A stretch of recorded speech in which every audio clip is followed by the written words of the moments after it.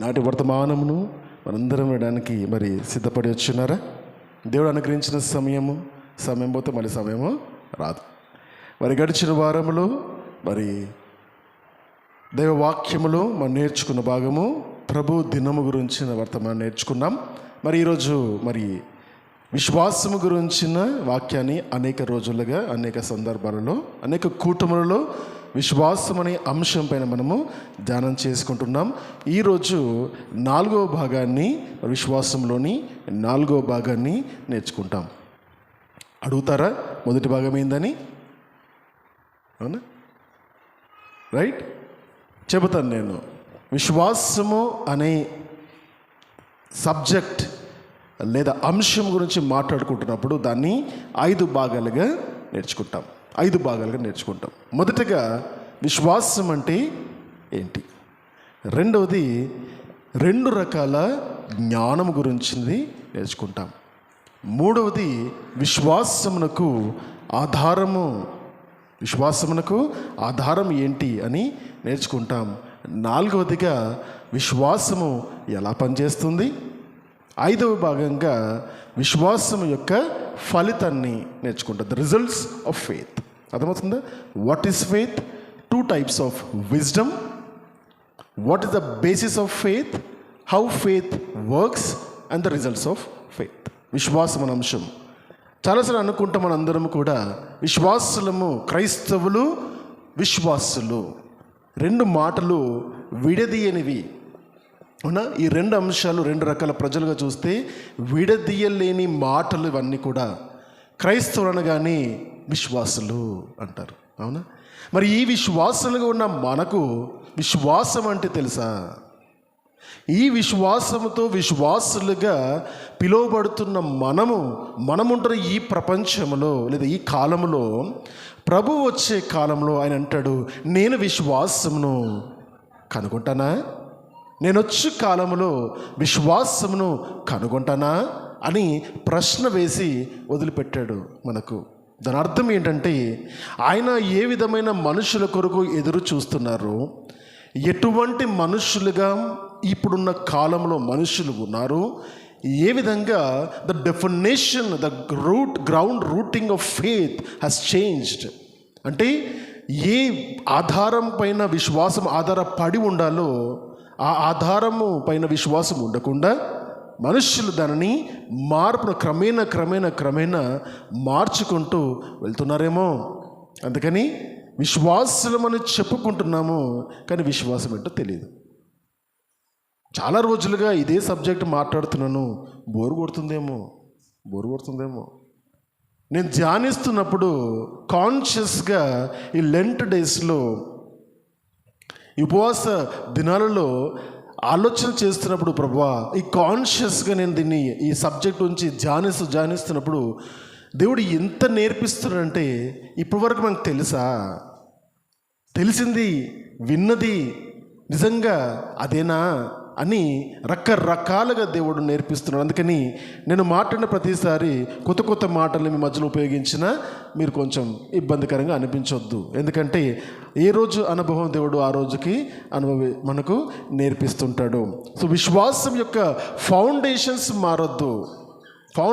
అనేది మారొద్దు. కాబట్టి విశ్వాసులుగా చెప్పుకుంటున్న మనము అనేక మందికి విశ్వాస సూత్రాన్ని నేర్పించడానికి ఏర్పాటు చేయబడ్డ మనము విశ్వాసం గురించిన విషయాన్ని ఖచ్చితంగా తెలుసుకోవాలి, ఒకేలాగా తెలుసుకోవాలి, ఆ ఒకే దాన్ని పట్టుకొని ఉండాలి. ఎందుకంటే విశ్వాసము ఒక్కటే. ఆ విశ్వాసము, ఆ ఒక్కటైయున్న విశ్వాసము ఏమై ఉన్నది అని ఆలోచన చేస్తే, హెబ్రీయులకు రాసిన గ్రంథం నుండి 11వ అధ్యాయంలో 1వ వచనం ద్వారా విశ్వాసం అని డెఫినేషన్ నేర్చుకుంటాం. ప్రపంచంలో ఎవ్వరూ ఏ విధంగా చెప్పలేని దానిని దైవ గ్రంథము, జ్ఞాన గ్రంథమైన బైబిల్ గ్రంథము విశ్వాసం అంటే ఏంటో చాలా క్లియర్గా చెబుతూ దాన్ని ఆచరించుచున్న మనము విశ్వాసులం అవుతామని తెలుసుకుందాం. సరేనా? చూద్దాం. హెబ్రీయులకు రాసిన పత్రికలోని 11వ అధ్యాయం 1వ వచనం. విశ్వాసము అనున్నది నిరీక్షింపబడుచున్న వాటి యొక్క నిజస్వరూపమును, అదృశ్యమైనవి ఉన్నవి అనుటకు రుజువైంది. Evidence. Faith is an evidence of what? Faith is an evidence of what? The future, the invisible. అంటే కనపడని దానికి గుర్తై ఉన్నది. నేను ఎదురు చూస్తున్న దానికి ఈరోజు నాకు రుజువై ఉన్నది. అంటే నాకు రేపు కనపడదు, కానీ ఈరోజు నేను విశ్వాసము చేత రేపటి దినంలో ఉంటానని నమ్ముచున్నాను. అర్థమవుతుంది? ఈ ఉదయకాలం అయింది, సాయంకాలం చంద్రుడిని చూస్తామో లేమో తెలీదు. చూస్తాము, నాకు కనపడట్లేదు కానీ చూస్తాము. అవునా? ఇంకా కాలం రాలేదు కానీ వస్తుంది, నేను చూస్తాను అన్న నమ్మకం అవుతుందో, it's an evidence, internal evidence. అర్థమవుతుందా? ఒక రుజువది. అదేవిధంగా విశ్వాసము లేకుండా దేవునికి ఇష్టం ఉండుట అసాధ్యం. సాధ్యమా అసాధ్యమా? అంటే దేవునికి ఇష్టడుగా ఉండాలంటే కావాల్సింది విశ్వాసం ఏంటంటే నీకు కనబడనిది ఉన్నదని, నువ్వు పొందబోయేది నువ్వు పొందుకుంటావని ఈరోజు నువ్వు నమ్మి, పొందబోయేదాన్ని చూడని దాన్ని నమ్మి ఈరోజు బ్రతుకుతామే. అది విశ్వాసము. దానికి చాలా క్లియర్గా బైబిల్ గ్రంథము చెబుతున్న మాట, యేసు ప్రభువారు మనమందరం గుర్తుపెట్టుకోవాలని చెప్పిన మాట మార్కు సువార్తలోని 9వ అధ్యాయము 23వ వచనం అందరూ గుర్తుపెట్టుకోవాలి. ఏంటది? నమ్ముట నీ వలనైతే నమ్మువానికి సమస్తము సాధ్యము. విశ్వాసము, నమ్మకము రెండు ఇంటర్చేంజబుల్గా మనము మాట్లాడుతున్నాం. నమ్మకము, ట్రస్ట్. విశ్వాసము, నమ్మకము, ట్రస్ట్. ఈ విశ్వాసము దేనిపైన అంటే రాబోయే కాలం పైన. రాబోయే కాలంలో ఎవరున్నారు చూడని దానిపైన ఈరోజు నమ్మడము. అర్థమవుతుందా? నీకు తెలియని దాన్ని నమ్మడము. ఇది కామన్ పార్లెన్స్తో మాట్లాడతాం. యేసు చెబుతున్న మాట, యేసు ప్రభువారు చెబుతున్న మాట, నమ్ముట నీ వలనైతే. నమ్ముతున్నావు కాబట్టి జరుగుతుంది. అర్థమవుతుందా? ఇంటర్వ్యూస్లోకి వెళ్ళినప్పుడు చాలామంది ఏం ఎదురు చూస్తారో తెలుసా? ఏం చూస్తారు ఇంటర్వ్యూస్కి వెళ్ళినప్పుడు? నువ్వెంత తెలివైన వాడివో, నువ్వెంత జ్ఞానవంతుడివో. అవునా? ఇవి బేసిక్ టెస్ట్ చేస్తారు. మరి ఒక్క విషయాన్ని ఖచ్చితంగా చూస్తారు, ప్రతి ఇంటర్వ్యూలో చూస్తారు. ఏంటది తెలుసా? కాన్ఫిడెన్స్. Exactly, confidence. ఎంత కాన్ఫిడెంట్గా ఆత్మవిశ్వాసము చేత నువ్వు మాట్లాడతావో, నీకు తెలిసిన దాన్ని ఎంత క్లియర్గా నువ్వు డెలివర్ చేయగలుగుతావో అది చూస్తారు. అది లేకపోతే ఇక్కడ లేదు ఉద్యోగము, అక్కడ లేదు ఉద్యోగము. అర్థమైందా? ఇక్కడ కంపెనీలో ఎంట్రీ కావాలంటే నీకు కాన్ఫిడెన్స్ కావాలి. పరలోక రాజ్యంలో ఎంట్రీ కావాలంటే బలహీనులకు లేదు. అక్కడ బలవంతులుగైన దేవుని పట్టుకొని ఆ బలవంతుని పైన నమ్మకం ఉంచి బ్రతుకుతాడే ఈ లోకంలో కాన్ఫిడెంట్గా, వాడికి అక్కడ ఎంట్రీ ఉంటుంది. లేకపోతే వాడికి పరలోక రాజ్యంలో ఎంట్రీ లేదు. Please understand this. అర్థమవుతుందా? క్రైస్తవులు దే ఆర్ మీక్ అంటే తెలుసా? దే ఆర్ మీక్ అంటే వాళ్ళు చాలా మృదు స్వభావము కలిగిన వారు. Doesn't mean they are weak. అంటే వాళ్ళు మృదు స్వభావాలుగా ఉంటారు, కానీ అంత మాత్రాన శక్తిహీనులు కాదు. యేసుక్రీస్తు ప్రభువారు మృదు స్వభావి. తన ప్రాణమును తీస్తున్న ప్రజల కొరకు తన శరీరమును అవమానపరుస్తున్న ప్రజల ఎదుట తన శరీరమును చాచి, తండ్రి వీరేమి చేయుచున్నారో వీరెరుగరు కనుక వీరిని క్షమించమని చెప్పిన వాడు బలహీనుడా, బలవంతుడా, శక్తివంతుడా? అర్థమవుతుందా? కోపపడడానికి నీకు శక్తి అవసరం లేదు, క్షమించడానికి శక్తి, ధైర్యం కావాలి. అర్థమవుతుందా? పాపము చేయడానికి నీకు శక్తి, బలము అవసరం లేదు. పాప పశ్చాత్తాపం పొందడానికి కావాలి శక్తి, బలము. ఇవన్నీ జరగాలి మన జీవితంలో. అంటే ఇవన్నీ ఎక్కడి నుంచి వస్తాయంటే పరలోకం నుండే వస్తాయి. సమస్తమైన గొప్ప కార్యాలు, నీతి కార్యాలు అన్నీ ఎక్కడి నుంచి వస్తాయి? పరలోకమందున్న దేవుని నుండే మనకు వస్తాయి. విశ్వాసం గురించి మనం మాట్లాడుతున్నప్పుడు ఆయన ప్రభువారు నేర్పిస్తున్న మాట, నమ్ముట నీ వలనైతే. నమ్ముతున్నావు కాబట్టి సమస్తము సాధ్యం అని చెబుతున్నప్పుడు యేసు చెబుతున్న మాట, ఎవరిని నమ్మాలి? ఎంతవరకు నమ్మాలి? అవునా? ఎందుకు నమ్మాలి? నమ్మితే ఏమొస్తుంది? ఇంతేనా ప్రశ్నలు మనకు ఉండేటివి? అవునా? ఎవరి నమ్మాలి, ఎందుకు నమ్మాలి, ఎంతవరకు నమ్మాలో నమ్మితే నాకేం దొరుకుతుంది? ఈ ప్రశ్నలతోనే సమస్త జీవితం అంతా కూడా గడిచిపోతుంది. ప్రభు అంటున్న మాట ఏంటంటే, నేను మార్గము కాబట్టి నన్ను నమ్ము, నేను దేవుడును కాబట్టి నన్ను నమ్ము. ఎంతవరకు నమ్ముతావంటే, నిరంతరంగా ఉన్నవాడను కాబట్టి నేను నన్ను నమ్ము, నేను మార్పు లేని వాడను కాబట్టి నన్ను నమ్ము, నిత్య జీవం ఇచ్చేవాడును నేను కాబట్టి నన్ను నమ్ము. ఆషామాషి కాదా మాటలు? అర్థమవుతుందా? నమ్మడము, యేసు ప్రభువుని విశ్వసించడం అంటే నీ ఆత్మ విశ్వాసమును దేవుని విశ్వాసముగా మార్చడము, నీ సెల్ఫ్ కాన్ఫిడెన్స్ని ద కాన్ఫిడెన్స్ ఆన్ గాడ్గా మార్చడము. నా జ్ఞానమును, నా సొంత జ్ఞానమును నేను దేవుని జ్ఞానముగా మార్చడము, అది విశ్వాసం. అర్థమవుతుందా? అంటే నేను రేపటి దినములో గొప్పవాడిగా అవ్వాలి అనడము ఆశయము, కానీ అవుతావన్న నమ్మకము నీకు ఉంటుంది. కానీ చేసే పని ఎవరిదంటే దేవునిదని నమ్మాలి. ఎందుకో తెలుసా?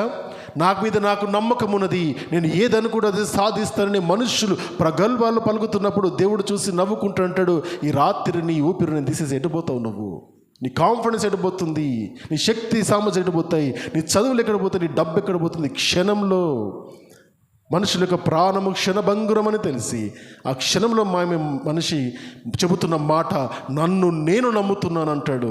గర్వమా? నమ్మకమా? అది అహంకారము. దేవుడు లేడు, దేవుని నమ్మని ప్రజలు చెబుతున్న మాటలు, నిన్ను నువ్వు నమ్ము అంటాడు. నిన్ను నువ్వు నమ్ము అంటే నువ్వు ఎంతసేపు ఉంటావు? ఎన్ని రోజులు ఉంటావు? ఏమి చేయగలుగుతావు?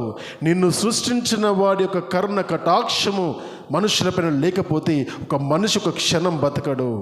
కాబట్టి మనం సృష్టించిన వాని యందు విశ్వసించి మనము సాధించాలనుకున్న వాటిని ఆయన పైన ఆధారపడి సంపూర్ణంగా నా పైన నేను నమ్మకం ఉంచడం కాదు, కానీ దేవుని పైన నమ్మకం ఉంచి నా బ్రతుకును నేను జీవిస్తానే, అది విశ్వాసం అని చెబుతున్నాడు. సంపూర్ణముగా దేవుని పైన ఆధారపడము విశ్వాసము. నీ ఆత్మ విశ్వాసమును దేవుని విశ్వాసముగా మార్చడము విశ్వాసమును. మనుష్యులుగా మనమందరం కూడా అసమర్థతతో ఉన్న మనుషులను దేవుడు తన విశ్వాసము చేత సమర్థులుగా మార్చి దేవుడు అయిన బలహీనులుగా ఉన్న మనుషులను బలవంతుడైన దేవుడు తన బలహీనతలో మనుషులు పడిపోకుండా తన బలము చేత బలపరుస్తున్న వాని యందు విశ్వాసం ఉంచడము, నమ్మకం ఉంచడము విశ్వాసము. అది విశ్వాసము, దేవుడు వెతుకుతున్న విశ్వాసము. అందుకని దేవుడు విశ్వాసము లేకుండా ఎవ్వరు కూడా దేవునికి ఇష్టలై ఉండరు. తనకు ఇష్టలైన వారి కొరకు ఏవి సిద్ధపరచను అవి మనుషులకు కనపడలేదు, చూపుకి, చెవులకు వినబడలేదు, తమ హృదయానికి హ్యూమన్ అండర్స్టాండింగ్ అది అర్థం కాలేదు. అందుకని జ్ఞానులను సిగ్గుపరచుటకు దేవుడు లోకం నుండి వెర్రివారిని ఏర్పాటు చేసుకొని అంటే అసమానులను వ్యర్థపరచడానికి సామాన్యమైన ప్రజలను తీసుకొచ్చి అసమానులను చెప్పుకుంటున్న వారిని దేవుడు వాళ్ళ ఎదుట నిలబెడతాడు. రాజుల ఎదుటను, అధిపతుల ఎదుటను, జ్ఞానుల ఎదుటను, సర్వశక్తి గల మనుషుల ఎదుటను దేవుని బిడ్డను దేవుడు నిలబెడతాడు, వారికి సలహాదారులుగా. My dear friends, I'm telling you, that is what God is capable of. నమ్ముతారా అటువంటి దేవుణ్ణి? అవునా? విశ్వాసం ఏ విధంగా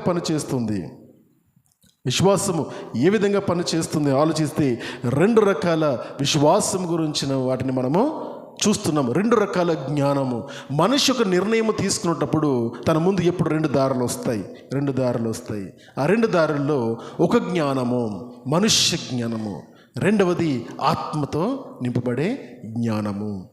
మనిషి తన డెసిషన్ నిర్ణయాలు తీసుకునేటప్పుడు ఈ 2 తన ఎదురుగా వచ్చి నిలబడ్డప్పుడు ఎటువైపు తన అడుగులు వేసుకుని నిర్ణయాలు తీసుకుంటాడో, సామాన్యమైన వ్యక్తుల్లాగా జీవితాంతం బ్రతికేస్తారా, లేదా ఆత్మానుభవము చేత దేవునికి అనుగుణంగా ఉంటూ దేవుని మార్గంలో వెళ్తే మన నిర్ణయాలను బట్టే మన జీవితం ఉంటుంది. గమనించుకోండి, ఈరోజు ఇక్కడ కూర్చున్నావు, ఈరోజు నీ బ్రతికి ఈరోజు ఈ విధంగా ఉంది అంటే నీ జీవితంలో నువ్వు తీసుకున్న చిన్న చిన్న చిన్న నిర్ణయాలన్నీ కారణమే.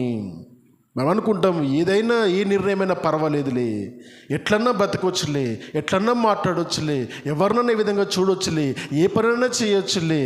అర్థమవుతుందా? ఏ విధమైన రీతిగా నీ శరీరం ఏది చెబితే అది చేసుకుంటూ పోతే నీ ఎక్కడికి వెళ్ళి చేరుతావో అక్కడ చేరి ఒక్కసారి వెనక తిరిగి చూసుకో. ఎటువంటి మంచి మంచి ఈవులను పోగొట్టుకున్నావో కేవలం నీ శరీరాశల ద్వారా, నేత్రాశల ద్వారా, జీవపు డంబము కొరకు. అర్థమవుతుందా? అవిటిని కాకుండా ఇవన్నీ దేనిపైన ఆధారపడతాయి అంటే జ్ఞానము. ఏ జ్ఞానము? మనుష్య జ్ఞానము. ఈ మనుష్య జ్ఞానము ఎక్కడి నుంచి మనకు వస్తుందంటే పంచేంద్రియాల నుండి వస్తుంది. పంచేంద్రియాలు మన చూపు, మన వినికిడి, మన వాసన, మన రుచి, మన టచ్. అర్థమవుతుందా? ఇవన్నిటి నుండి వచ్చేది మన ఎమోషన్. ఈ ఎమోషన్స్లోనే మనం డెసిషన్స్ తీసుకుంటాం. నువ్వు చూడనే దానిపైన నువ్వు నిర్ణయం తీసుకుంటావా? ఎంతమంది భార్యలను చూడకుండా పెళ్లి చేసుకున్నారు?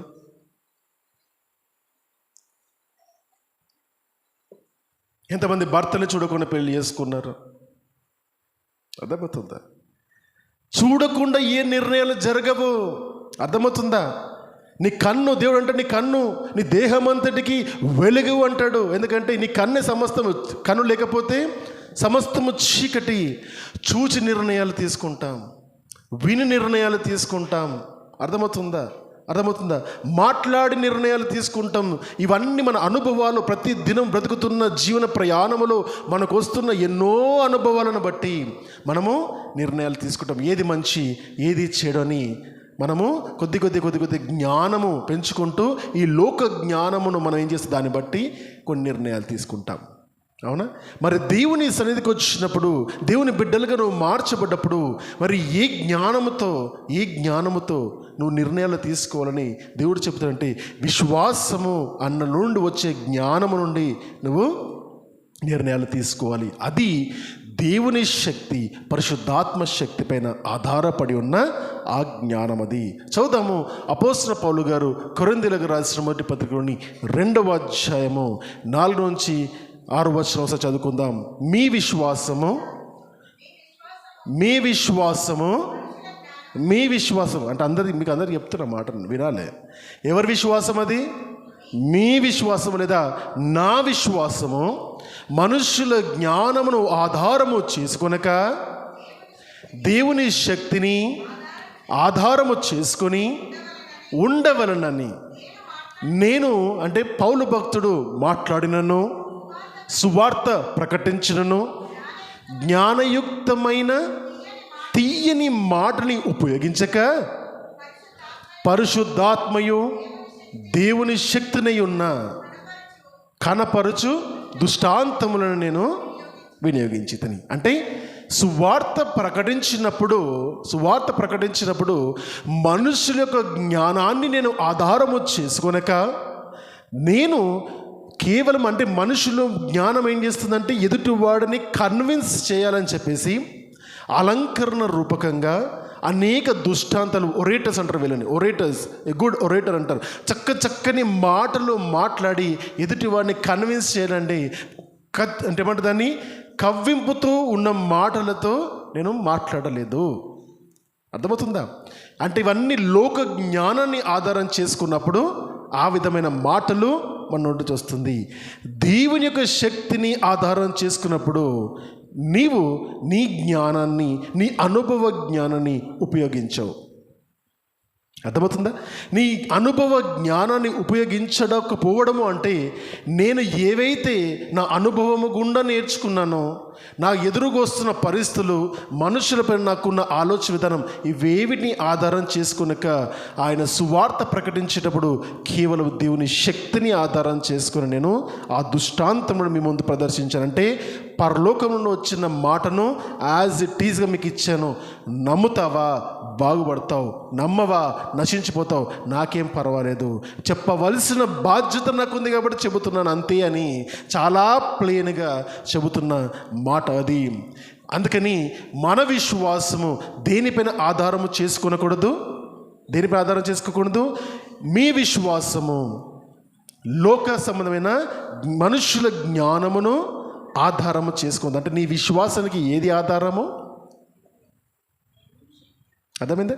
మీ విశ్వాసానికి ఏది ఆధారం అంటే, మనం అనేక మంది కూర్చున్నప్పుడు గమనించండి, మరి యేసు ప్రభువును నమ్ముకొచ్చిన ప్రతి బిడ్డలు, దేవుడిగా నమ్ముతున్న ప్రతి బిడ్డలు కూడా వారి వారి కుటుంబాల్లో ఏదో ఒక భయంకరమైన పరిస్థితుల్లో, బలహీనమైన పరిస్థితుల్లో, మనుషుల చేత కాని పరిస్థితులను మించిన పరిస్థితులు వాళ్ళ జీవితంలో వచ్చినప్పుడు, అందరూ వదిలిపెట్టినప్పుడు, దేవా యేసయ్యా నువ్వు దేవుడవంట, నేను నమ్ముతున్నానని చెప్పినప్పుడు నీ జీవితాల్లో మారాయి. ఇక్కడ ఆయనను దేవునిగా ఆనాడు విశ్వసించి దేవుని దగ్గరకు వచ్చావే, ఈరోజు అదే విశ్వాసం, ఆ మొదటి విశ్వాసము ఇప్పటికీ కంటిన్యూ అవుతుందా మీ లోపల?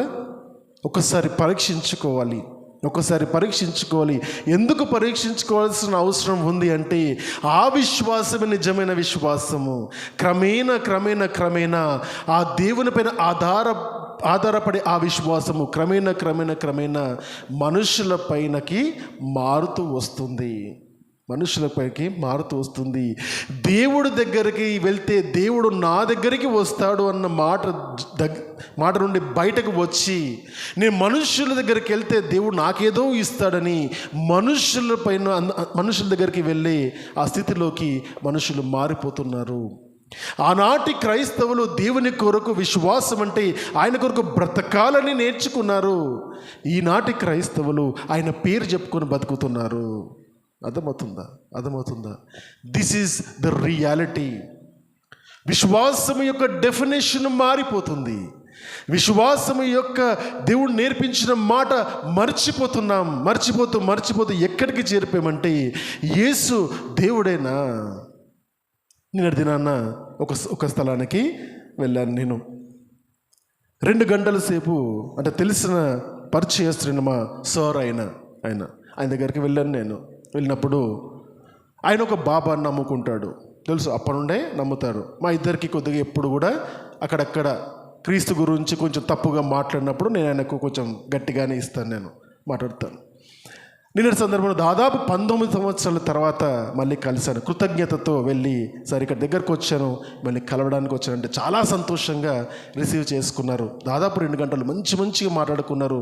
వాళ్ళ టీం అందరికీ కూడా నన్ను ఇంట్రడ్యూస్ చేసి, ఈయన క్వాలిఫైడ్ చార్టర్డ్ అకౌంటెంట్, నా దగ్గర ఉన్నాడు, నన్ను బాగా బలవంతం చేసి బాగా బాధ పెట్టిపోయినాడు ఈయననే, కానీ ఈరోజు చాలా సంతోషంగా ఉంది ఆయనను చూసని మంచి మాటలు చెప్పారు. తర్వాత వాళ్ళకున్న ఆ బాబా మందిరంలోకి నన్ను తీసుకెళ్ళినప్పుడు మందిరం ఉంది వాళ్ళది, చూశాను. చాలా బాగా కట్టారు. పిల్లర్లెస్ వాళ్ళ మందిరం. అది ఫోటో ఉంది అక్కడ. ఆ ఫోటో దగ్గర ఉన్నప్పుడు చిన్న ఏమంటారు, ఒక స్టేజ్ లాగా ఉంది. నేను ఎప్పుడెప్పుడు మీరు కూడుకుంటారు ఇక్కడ, ఎప్పుడు కలుస్తారంటే, ప్రతి ఆదివారము ఉదయం 10 గంటల నుండి 12 గంటల వరకు ఇక్కడ మాకు జరుగుతుంది అన్నారు. సరే, అందరం కలుస్తారు.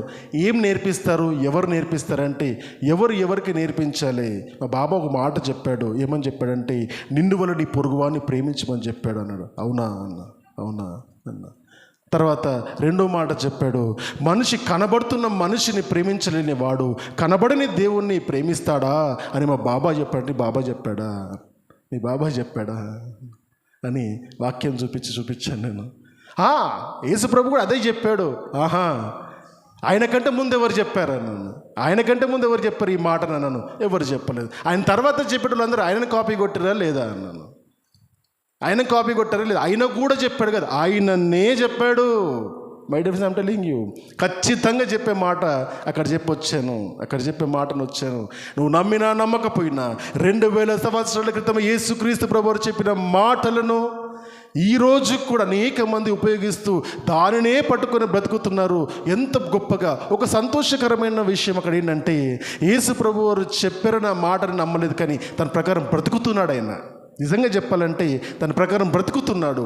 ప్రేమిస్తాడు, ఆదరిస్తాడు, సహాయం చేస్తాడు, మంచిగా అందరికీ మంచి సలహాలు ఇస్తాడు.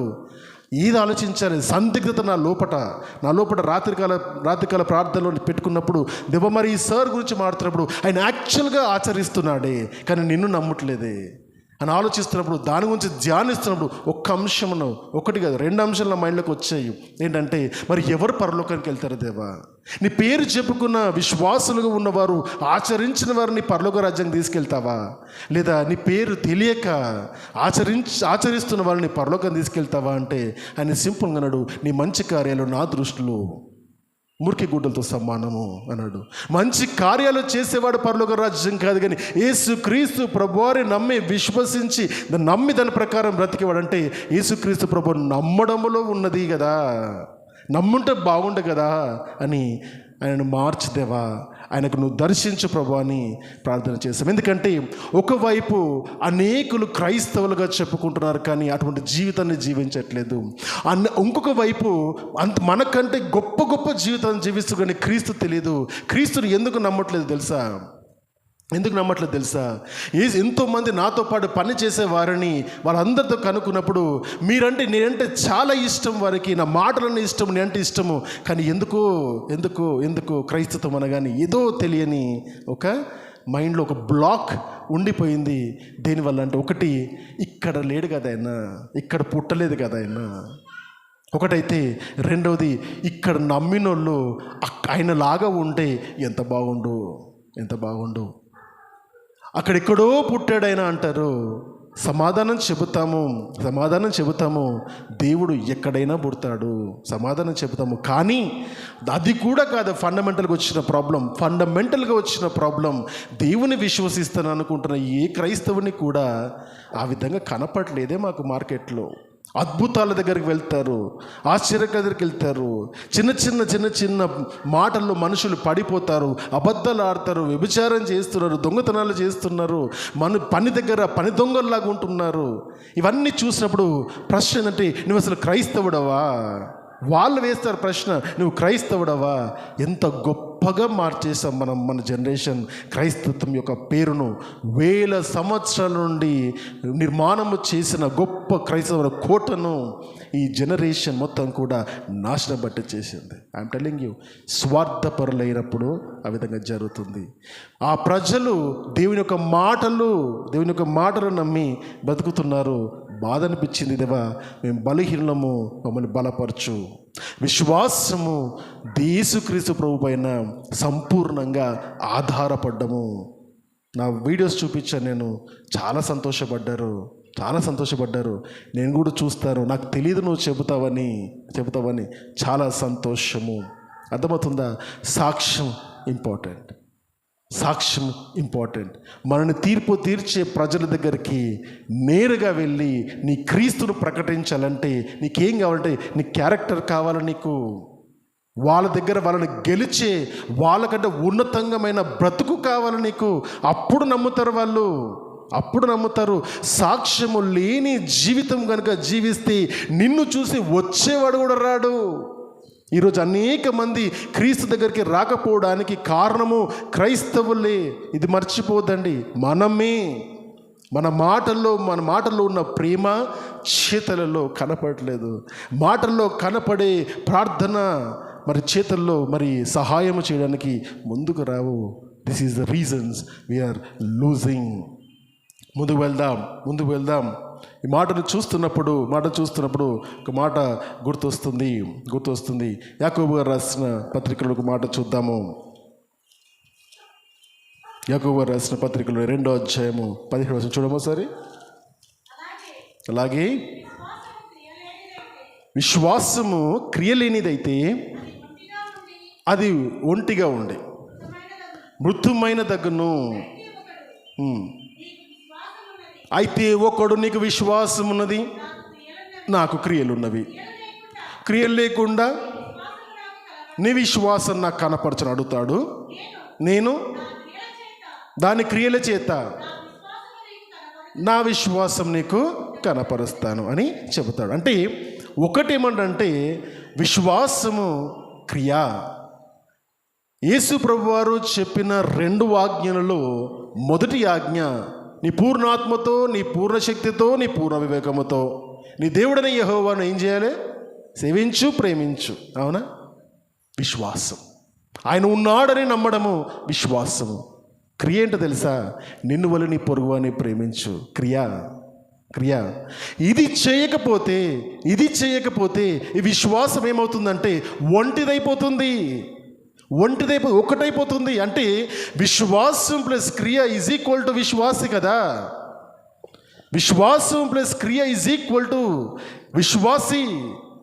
ఈ రెండిట్లో క్రియ ఉన్నది, విశ్వాసము లేదు, విశ్వాసివి కాదు. విశ్వాసం ఉంది, యేసు ప్రభు దేవుడు నమ్ముతాను, క్రియ లేదు, విశ్వాసివి కాదు. యేసు ప్రభు వారు తన కాలంలో వచ్చినప్పుడు విశ్వాసము కనుగొంటానంటే విశ్వాసము క్రియ దాల్చినప్పుడే దానికి జీవం వస్తుంది, లేకపోతే ఆ విశ్వాసము మృతమైపోతుంది. అంతేనా? క్రియ లేని విశ్వాసము మృతము. అంతేనా? చచ్చిపోతుంది విశ్వాసము. చావుతో సమానమా విశ్వాసము? మృతదేహంతో సమానమా విశ్వాసము? ఎందుకంటే అది క్రియ దాల్చలేదు కాబట్టి. క్రియ దాల్చకపోతే మృతమైనది. ఎంతమంది నువ్వు జీవించుచున్నావు అనుకుంటున్నావు, కానీ నువ్వు మృతుడవే. ఎందుకంటున్నాడు భక్తుడు అంటే విశ్వాసం ఉంది, నేను విశ్వాసిని చెప్పుకుంటున్నావు, క్రియల్లో ఏవి నీ విశ్వాసము? చక్కగా అమ్మగారి యొక్క సాక్ష్యం వింటున్నప్పుడు ఆ కథ గుర్తొస్తుంది. అటువంటి సందర్భాల్లో ఎవరైతే ముందుకు వచ్చారు చూసారా, ఏదో ఒక సహాయము, ఏదో ఒకటి ఏమీ చేయకపోయినా, my dear friends, I'm telling you, ఏ పని చేయకపోయినా మనుషులు మన సంఘంలో చనిపోయారంటే రండి, కనీసం రండి. పనికి మాలిన ఉద్యోగాలు చేసుకుంటూ మన సంఘంలో సంఘస్థుడు ఎవరో చనిపోయినప్పుడు కనీస బాధ్యత కూడా లేకపోతే సంఘంలో ఎందుకున్నావు? రేపు మన ఇంట్లో కూడా చచ్చిపోరా? ఎవరు వస్తారు? మనం దేనికి రాము? మా ఇంట్లో పండగలకు మీరు రాకపోతే బాధపడతామంటే ఎట్లా? మనం ఎవరికి సహాయం చేయము, కానీ మనకందరు సహాయం చేయాలంటే ఎట్లా కుదురుతుంది? కుదరదు కదా. We are all interdependent. కనీసం మర్యాద, కనీస ప్రేమ ఏంటో తెలుసా? వాళ్ళు ఉన్నప్పుడు లీవ్ పెట్టకపోయినా కనీసం పర్మిషన్ అని తీసుకొని వచ్చి కాసేపు కలిసి సంఘ కుటుంబాన్ని ఓదార్చి వెళ్ళడము కనీస బాధ్యత, కనీసం మారల్స్ అండి. ఇవన్నీ దైవిక సంబంధమైన మాటలు కాదు, బేసిక్స్. ఇవన్నీ కూడా బేసిక్స్. అర్థమవుతుందా? ప్లీజ్ అండర్స్టాండ్, క్రియ లేని విశ్వాసము మృతమైపోతుంది.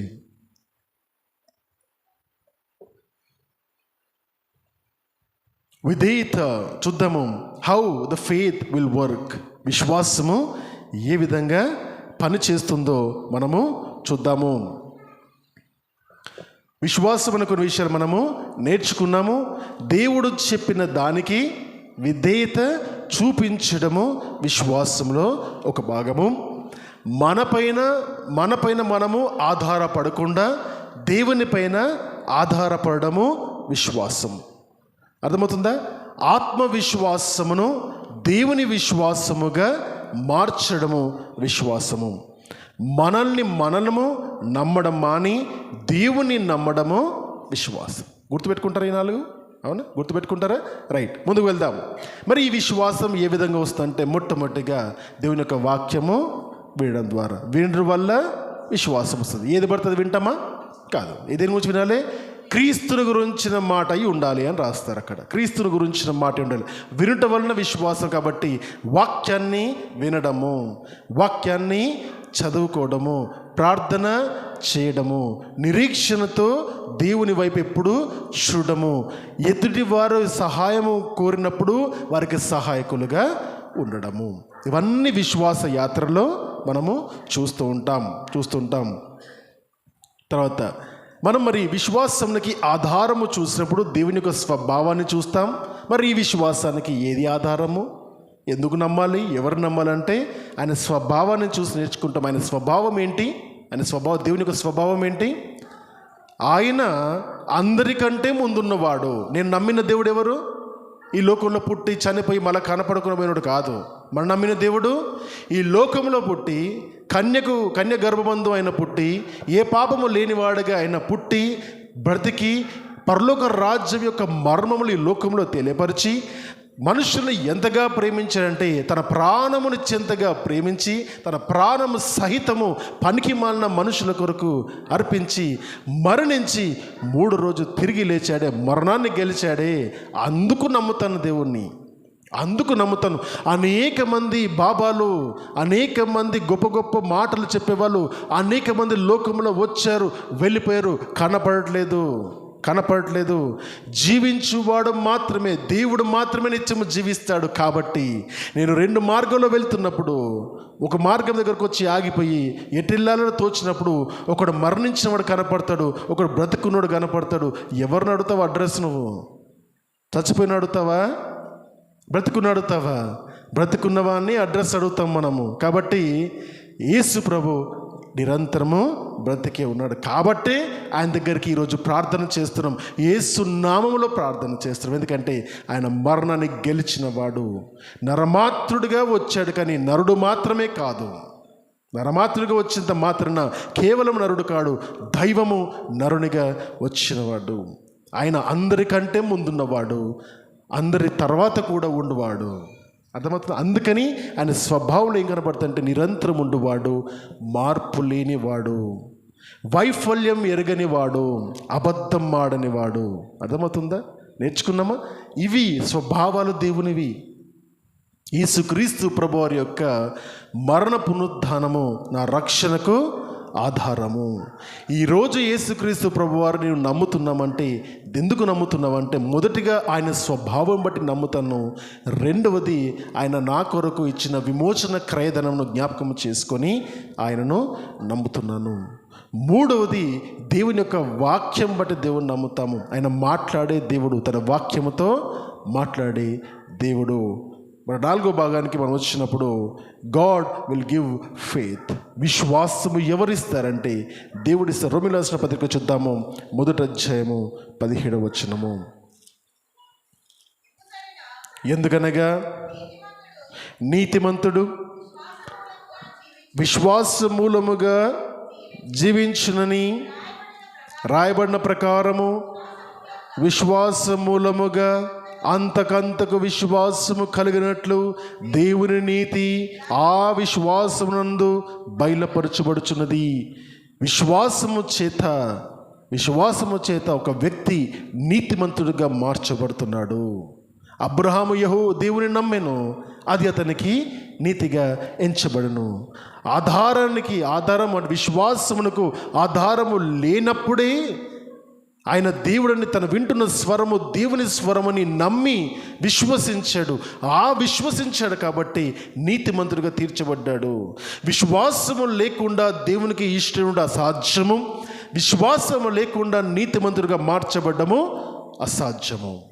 విశ్వాసము చేత నీవు నీతిమంతుడిగా మార్చబడతావు. ఈ విశ్వాసం ఎఫెసీయులకు రాసిన పత్రిక 2వ అధ్యాయం 8వ వచనంలో ఈ విశ్వాసము చేతని, కృప చేతని మనము రక్షింపబడ్డాము. ఇది మన వలనైనది కాదు, అది దేవుని వరమై ఉన్నది. దేవుని వరం. విశ్వాసము it's a gift of God. Faith is a gift of God. దేవుడు ప్రతి మనిషికి విశ్వాసం అనే గిఫ్ట్ని ఇస్తున్నప్పుడు, వరముగా ఇస్తున్నప్పుడు స్వీకరించావా? స్వీకరిస్తే రక్షింపబడతావు. ఇప్పుడు విశ్వాసము ఎవరికి ఎవరిస్తున్నారు? నాలో నేను దేవుణ్ణి నమ్మాలి అంటే దేవుడు ఆ విశ్వాసాన్ని నాకు ఏం చేయాలి? నాకు ఇవ్వాలి. ఏ విధంగా ఇస్తాడు? వాక్య రూపకంగా దేవుడు తన విశ్వాసాన్ని మనకు అనుగ్రహిస్తాడు. అందుకని వినుట వలన విశ్వాసం అన్న మాట ఎక్కడి నుంచి వచ్చిందంటే, ఆనాటి కాలంలో గ్రంథస్థము చేయబడిన మాటలు, యేసుక్రీస్తు ప్రభువారిని గురించిన మాటలను చూస్తున్నప్పుడు ఏం నేర్చుకుంటామంటే, వాక్యము ద్వారా ఆ మాటలు, దేవుని యొక్క దైవికమైన మాటలు వింటున్నప్పుడు నీ హృదయంలో విశ్వాసం కలుగుతుంది. ఆయన దేవుడని నమ్మకం కలుగుతుంది. అంటే వినిపింపజేస్తాడు, చదివింపజేస్తాడు. అంగీకరిస్తే నీ లోపల ఆచరణ జరుగుతుంది. అంగీకరించకపోతే నీ లోపల అది చచ్చిపోతుంది. ఎందుకంటే క్రియ దాల్చదు. విశ్వాసము నీలో నాటబడితే నువ్వు మారిపోతావు, పరిశుద్ధునిగా మారుతావు, పనికొచ్చేవాడిగా మారుతాము.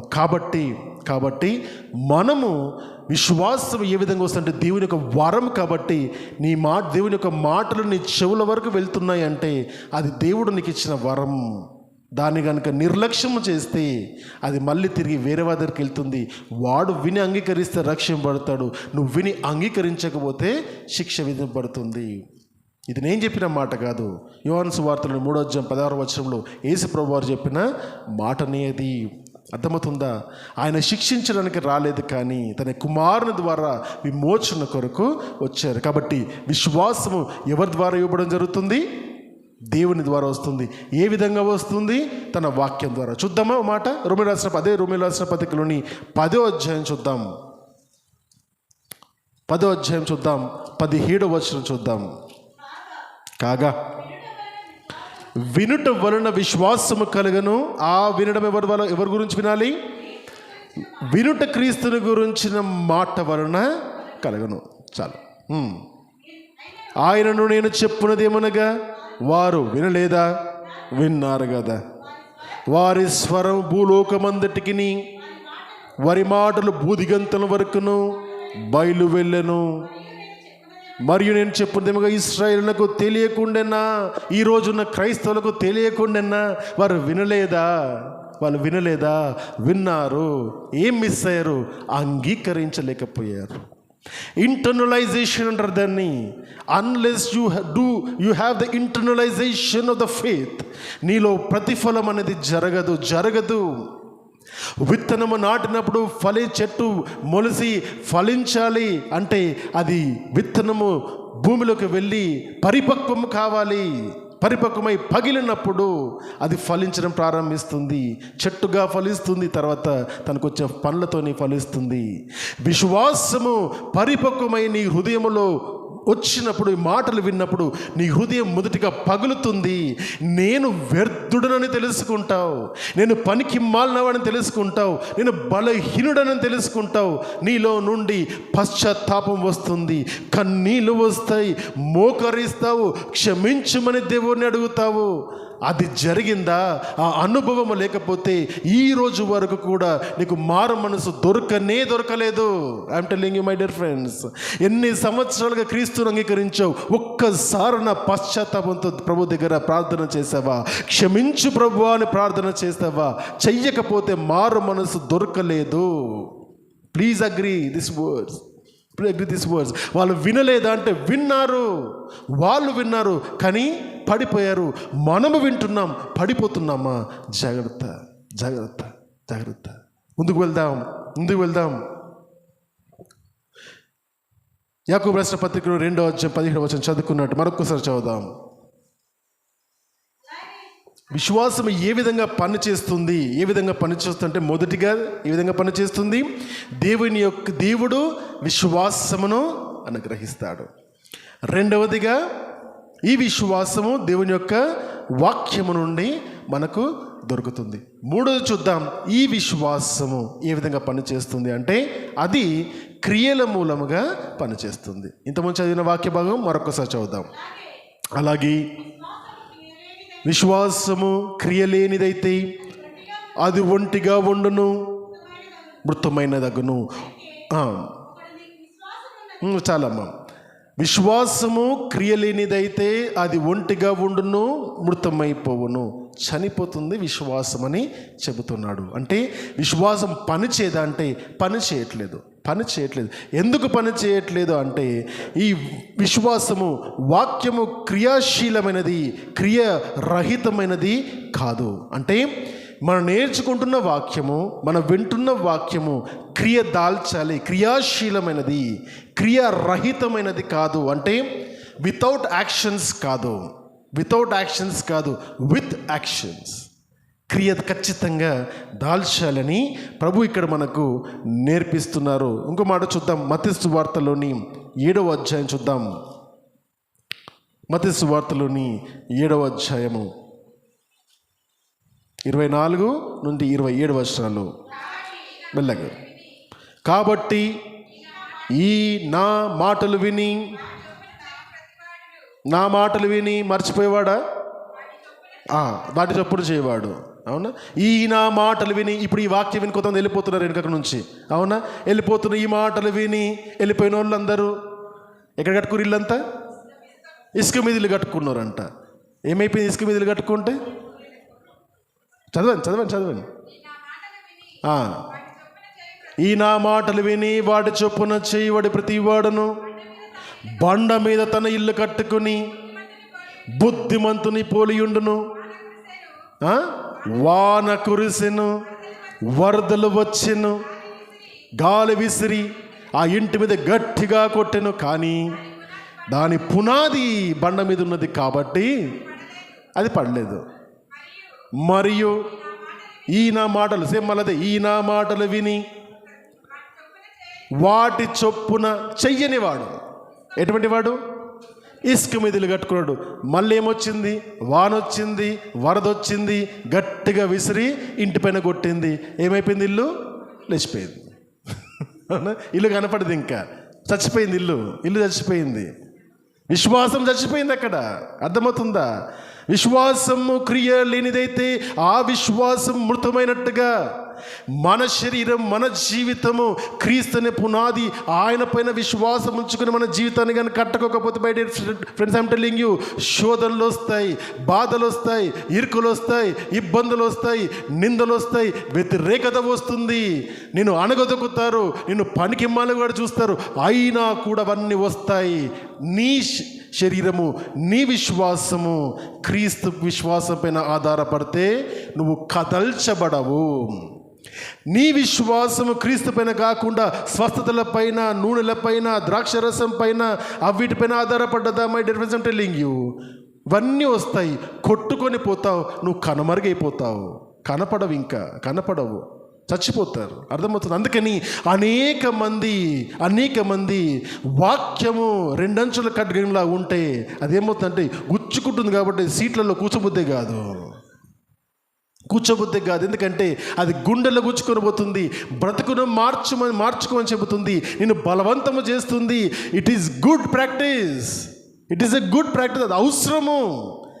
దాన్ని ఓర్చుకోగలుగుతావా? దాన్ని ఓర్చుకి, అవును దేవా, పదే నాకు చెప్పిస్తున్నావు, నేను మారాలని నీకు ఎంత ఇష్టం ఉంది ప్రభువా అని ఒక్కసారి అంగీకరించి, ఐమ్ టెల్లింగ్ యూ, నీ బ్రతుకు ఇప్పుడున్నట్టు ఉండదు, చాలా మారిపోతుంది. నిన్న కలిసిన ఒక సార్ రాత్రి వచ్చినప్పుడు, ఈవినింగ్ వచ్చినప్పుడు ఒక మాట వెళ్ళేటప్పుడు ఒక మాట అంటే, సార్ వెళ్తామంటే ఎలా ఉంది సార్ జీవితం అంటే, హ్యాపీగా ఉంది.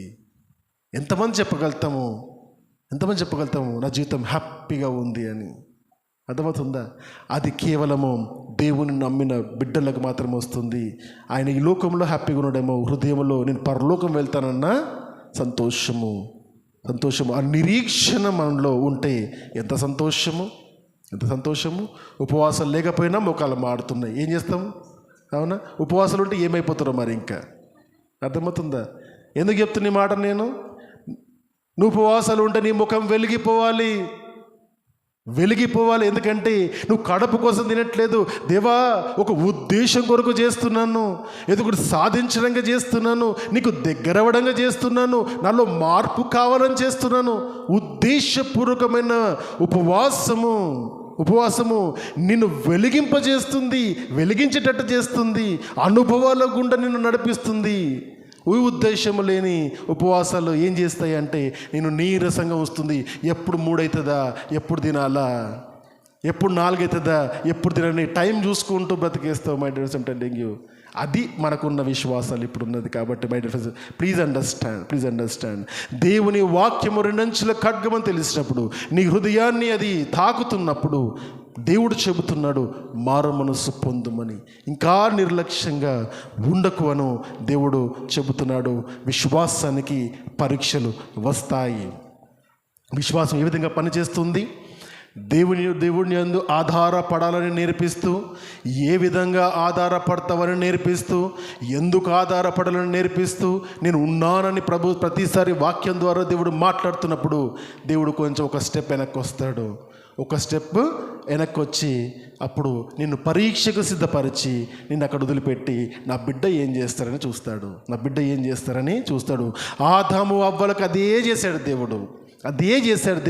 నా బిడ్డలకు అన్నీ చెప్పాను, అన్ని సౌకర్యాలు ఇచ్చాను, నేను ఉన్నానని కనపరుచుకున్నాను, వాళ్ళు ప్రతి సందర్భంలో వాళ్ళతో ఉన్నాను, కాబట్టి నా దగ్గరకు వస్తారు అనుకున్నాడు. అపవాదిని ఎదిరిస్తారనుకున్నాడు. ఏం చేశారు? వీళ్ళు లోబడిపోయారు, బలహీనతలు లోబడిపోయారు, ఒక పండుగకు కకృతపడ్డారు. ఇప్పుడు మనం దేనికి ఆకృతి పడుతున్నాం ఆలోచించుకోవాలి. దేవుడు విశ్వాసానికి పరీక్షలు వస్తాయి, పరీక్షకు నిలబడాలి. శోధన రాక మానవు, శోధన సహించేవాడు ధన్యుడు. సాధారణంగా మనుషులకు వచ్చే శోధన తప్ప మరి ఎక్కువ శోధన ఏమో రాదు, నువ్వు ఓరక్షణ చేయొద్దు అంటాడు దేవుడు. అందరికి వచ్చేదే వస్తుంది, మనకేం కొత్తగా రాదు. అవునా? ఉద్యోగంలో ప్రమోషన్ రాకపోవడము, అవునా, గ్యాస్ సిలిండర్లు అయిపోవడము, అన్నీ అందరికి వచ్చేటి, మనకి ప్రత్యేకంగా వస్తున్నాయా? అందరికి వచ్చేటి. మనం ఎందుకు ప్రత్యేకంగా నాకే వచ్చి ఎందుకు ఫీల్ అవ్వాలి? సర్వసాధారణంగా మనుషులకు వచ్చి శోధన తప్ప మరి ఎక్కువ శోధన నీకు రాదు. ఒకవేళ వస్తుందేమో నీకు అనుకుంటున్నావేమో, ఒకవేళ వస్తే ప్రభు అంటాడు తప్పించుకున్న మార్గాన్ని నీకు ఇస్తానంటాడు. కొరింథీయులకు రాసిన పత్రికలోని 11వ అధ్యాయంలో చెబుతున్న మాట ఇది. నువ్వు సహించలేని శోధన వస్తే తప్పించుకునే మార్గాన్ని ఇస్తాను. ఇంత గొప్పగా విశ్వాసం గురించి చెబుతున్నప్పుడు ఇంకెక్కడ పోతాం మనం? అన్నీ ఆయనే చెబుతున్నాడు. చూద్దాం, పేతురు రాసిన మొదటి పత్రికలోని 1వ అధ్యాయము 6-7 వచనాలు చూద్దాం. పేతురు రాసిన మొదటి పత్రికలోని 1వ అధ్యాయం.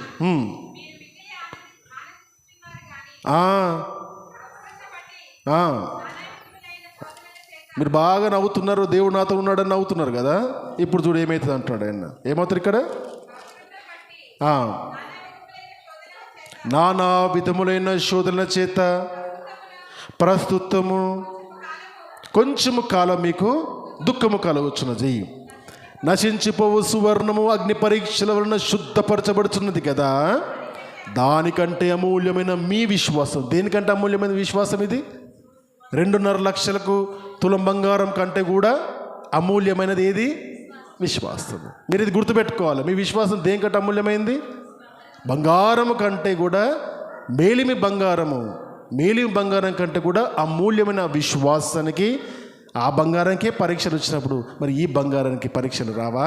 వస్తాయి అని చెబుతూ, ఇందువలన మీరు మిక్కిలి ఆనందించుచున్నారు కానీ అవసరమును బట్టి నానా విధములైన శోధనల చేత ప్రస్తుతమున్న కొంచెము కాలము మీకు దుఃఖము కలుగుచున్నది. నశించిపోవు సువర్ణము అగ్ని పరీక్షల వలన శుద్ధపరచబడుచున్నది కదా, దానికంటే అమూల్యమైన మీ విశ్వాసము ఈ శోధనల చేత పరీక్షలకు నిలిచినదై యేసుక్రీస్తు ప్రత్యక్షమైనప్పుడు మీకు మెప్పును మహిమయు ఘనతయు కలుగుటకు కారణమగును. ఏది కారణమవుతుంది? దేవుని ఎదుట నిలబడడానికి ఏది కారణమవుతుంది? శోధనలు కారణమవుతాయి, దుఃఖ దినాలు కారణమవుతాయి. దుఃఖ దినములు, శోధనలు, బాధలు అందరికీ వస్తాయి. కానీ దాన్ని ఆ సమయంలో కూడా నా దేవుడు నాకున్నాడు, నేను కదల్చబడు, నేను భయపడనని నమ్మి ఆయన వైపే చూస్తావా? చూసినప్పుడు నీకు దేవుని ఎదుట మహిమ, ఘనత, అక్షయత దేవుడు ఇస్తాడు. అంటే అర్థం ఏంటి? అక్కడ కూడా దేవుడు ఉన్నాడు. ఎందుకు పరీక్షలు వస్తున్నాయి? నిన్ను పడగొట్టడానికి కాదు, నిన్ను లేవనెత్తడానికి. ఎగ్జామ్ రాసే పిల్లకి చెప్పాలా మీరు? ఎగ్జామ్స్ అంటే భయపడొద్దు. ఎందుకు భయపడొద్దు? అది నిన్ను నెక్స్ట్ క్లాస్కి తీసుకెళ్తుంది. అంతేనా? అదేవిధంగా విశ్వాస పరీక్షలు వచ్చినప్పుడు భయపడకూడదు, ఎందుకంటే అది మనని మహిమ వైపు నడిపిస్తుంది. కాబట్టి శోధన సహించువాడు ధన్యుడు. మరి సహిస్తున్నామా లేదా పడిపోతున్నామా? జాగ్రత్త చూసుకో. దాన్ని బట్టి an ordinary person will have ordinary problems, an extraordinary people will have extraordinary problems. You are defined by your problems. అర్థమవుతుందా? మనకొచ్చే శోధన సమస్యలు బట్టి మనం ఎంతలో ఉన్నామని తెలిసిపోతుంది. పెద్ద పెద్ద సమస్యల కోసం దేవుడు ఆలోచిస్తున్నాడేమో. ఆ విశ్వాసంలోకి అంచెలంచెలుగా ఎదుగుతున్నప్పుడు మనము అటువంటి శోధనలు ఎదుర్కొంటాం. ఒక్కసారి చిన్న చిన్న శోధనల్లో, చిన్న చిన్న విషయాల్లో పడిపోకుండా మనం కనుక మన విశ్వాసాన్ని పరుచుకుంటే ఎంత బాగా పనిచేస్తుంది ఆ విశ్వాసం అంటే, మెల్లమెల్లిగా లైఫ్లో ముందుకు వెళ్తున్నప్పుడు గొప్ప గొప్ప సమస్యలు చూసినా కూడా ఇవి అన్నిటి దాటించిన నా దేవుడు ఈ పరిస్థితులు నన్ను దాటిస్తాడు అన్న నిరీక్షణ మనలోకి వస్తుంది. అందుకని ప్రాణ త్యాగము చేయడానికి కూడా క్రైస్తవులు వెనుతీయలేదు. ప్రాణాన్ని వదిలిపెట్టారు క్రీస్తు కొరకు. మనము ప్రాణము కాపాడుకోవడానికి క్రీస్తు దగ్గరకు వస్తున్నామేమో. జాగ్రత్త. ఏది విశ్వాసము? ఎవరిది విశ్వాసము? దేవుని దగ్గర బ్రతుకు తెరువు కోసం వస్తున్న మనుషులది విశ్వాసమా, దేవుని కొరకు తమ బ్రతుకునే వదిలిపెట్టాలని నిశ్చయించుకున్న వారిది విశ్వాసమా? ఏది విశ్వాసము? ఆలోచన చేసుకుందాం, ప్రశ్నించుకుందాం, ఆలోచన చేసుకుందాం. చివరి మాట చెప్పిన తర్వాత ముగిస్తాను. హెబ్రీ రాసిన పత్రికలోని 13వ అధ్యాయము 5వ వచనము.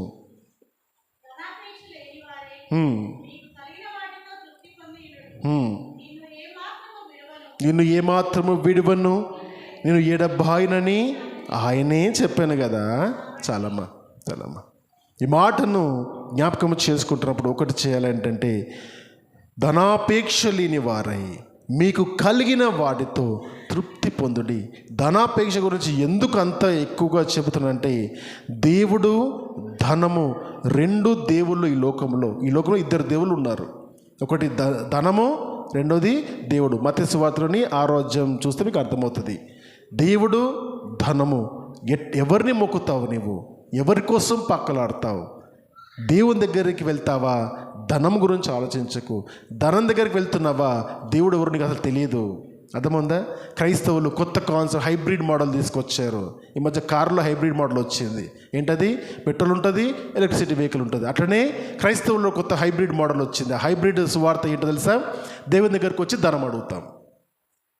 దేవుని దగ్గరికి వచ్చి ధనం అడుగుతాం. సో ఇది హైబ్రిడ్ మోడల్ అన్నమాట. ఇది హైబ్రిడ్ మోడల్ పనిచేయదు. అర్థమైందా? ధనాపేక్ష లేని వారై ఉండాలని చెప్పిన మాట, మనకు కలిగిన వాటి అందు మనం ఏం చేయాలి? తృప్తి నొందాలి. Be content with what you have. దేవుడు నీ జీవితంలో 10,000 ఇస్తున్నాడా? దాని సంతృప్తితో దేవుని సన్నిధిలో ఉండు. అత్యాశకు పోకు డబ్బు కావాలని. అర్థమైందా? దాన్ని దేవుని దగ్గర, దేవా నాకు ఇచ్చావు, నా కష్టాన్ని ఆశీర్వదించావు అని ఆయన ముందర దాన్ని పెట్టి దాని కృతజ్ఞతలు చెప్పు ప్రభువారికి. 10,000 లక్ష అయినా సరే అదే మాట మాట్లాడు. ఆ 1,00,000 10 లక్షలైనా సరే అదే మాట మాట్లాడు. ఆ 1,00,00,000 రూపాయలు 10 కోట్లు 100 కోట్లైనా అదే మాట మాట్లాడుతుంది. ఇప్పుడు తెలుసా, ఈ 10,000 అప్పుడు నమ్మకంగా ఉంటే 10 కోట్లు ఇచ్చిన నమ్మకం అట్లనే ఉంటుంది. ఎందుకు ధనవంతులు క్రైస్తవులు కాలేకపోతున్నారు తెలుసా? వాళ్ళకు వచ్చిన డబ్బును పట్టుకొని ఈ సరిపోదు, నాకు ఇది సరిపోదు అని అన్ని రకాల ఎక్కడ దొరికితే అక్కడ చేతులు పెట్టి అన్ని రకాలుగా సంపాదించుకోవాలనుకుంటున్నారు. కానీ తెలియట్లేదు అవన్నీ ఎక్కడ పోతాయి అంటే హాస్పిటల్లో పోతాయి, ఇబ్బందుల్లో పోతాయి, అప్పుల్లో పోతాయి, అప్పిస్తుడు ఎగ్గొడుతుంటాడు. ఇవన్నీ ఇవే జరుగుతాయి. గాలికి వచ్చినాయి గాలికే పోతాయి. I'm telling you. ఏది నిలుస్తుందంటే నీ కష్టార్జితంతో నువ్వు సంపాదించిన సంపాదన మాత్రమే నీకు నిలుస్తుంది.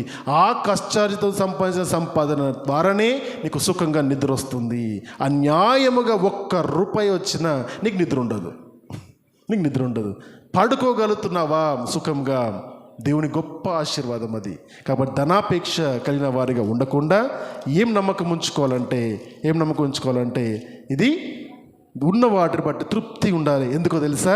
దేవుడు చెబుతున్న మాటను జ్ఞాపకం చేసుకోవాలి. ఎందుకు ఈ విధంగా ఉండమని చెప్తానంటే, దేవుడు చెప్పిన వాగ్దానము, నిన్ను ఏమాత్రమును విడువను, నిన్ను ఎన్నడను ఎడబాయనని ఆయనే చెప్పాను కదా. ఆ మాటను నమ్ముతున్నావా? నమ్ముతున్నావు కాబట్టి నీ జీవితంలో అది సఫలమవుతుంది. నమ్మకపోతే మళ్ళీ బ్రతుకు దారులు తిరుగుతుంది. కాబట్టి నేర్చుకుందాం. విశ్వాస యాత్ర కఠినమైన యాత్ర కాదు, ప్రభుతో ప్రయాణమని నేర్చుకుందాం. ఆయనతో పాటు ప్రయాణము, ఆయనతో పాటు నడవడము, ఆయనతో పాటు ఫ్రెండ్షిప్ చేయడము, ఆయనలాగా మారడము ఒక రోజులో అయ్యే పని కాదు. కానీ ప్రారంభించడం మాత్రము ఈరోజు ప్రారంభించు. ఒకవేళ ప్రభుతో ఇంకా నువ్వు నడవడము తెలియకపోతే నమ్ముదాము. సమస్తము చేసినవాడు చెప్పిన వాగ్దానాన్ని నమ్ముదాము, చేతబట్టుకుందాం. ఆయన పైన విశ్వాసం ఉంచి బ్రతుకుదాం. తల ఉంచుదాం, ప్రార్థన చేసుకుందాం. ప్రభువా, మీకు స్తోత్రములు నాయన. నిమిత్త మాత్రులుగా ఉన్నాము, బలహీనులుగా ఉన్నాము, సంతృప్తి లేని వారిగా ఉన్నాము, మనుషులం నాయన. చూస్తున్న దేవుడు, మా సమస్తము చూస్తున్న దేవుడు, మా విశ్వాసము చచ్చిపోకుండా, మృతమైపోకుండా కాపాడు తండ్రి. మేము మిమ్మల్ని నమ్ముతున్నామని మాటలు మాత్రమే కాదు ప్రభువా, మా చేతులలోనూ, మీరు మాకు ఇచ్చిన బాధ్యతలలోనూ, మీరు మా దగ్గర నుంచి ఎదురు చూస్తున్న ప్రతి దాంట్లోనూ దేవా మిమ్మల్ని చూడడానికి సహాయం దయచేయండి. మీ ఆత్మచేత మేము బలపరచబట్టకు సహాయం దయచేయండి. మీరు మాతో ఉన్నారని నిన్ను విడువను ఎడబాయును చేసిన వాగ్దానమును చేతపట్టుకొని ప్రభువా ఈరోజు మీ సన్నిధిలో ఈ మాటలో విన్న ప్రతి బిడ్డను ఆశీర్వదించి తమ హృదయంలో భద్రపరుచుకొని విడిచిపెట్టకుండా దాని ప్రకారము క్రియా రూపకముగా మార్చడానికి కావలసిన ఒబీడియన్స్ బిడ్డలకు దయచేయమని అడుగుచున్నాం. మీరు చెప్పిన ప్రతి మాటకు లోబడుతూ మీ వాక్యమున్న ప్రతి మాటను నమ్మే బిడ్డలుగా, మీ వాక్యమున్న సమస్తం నమ్మే బిడ్డలుగా మేమందరం ఉంటకు మీరే సహాయం దయచేయమని అడగచ్చు. నజరేయుడైన పరిశుద్ధుడైన యేసు అతి శ్రేష్టమైన నామములో ఈ ప్రార్థన అడుగుచున్నాను పరమ తండ్రి. Amen. Amen. God bless you all.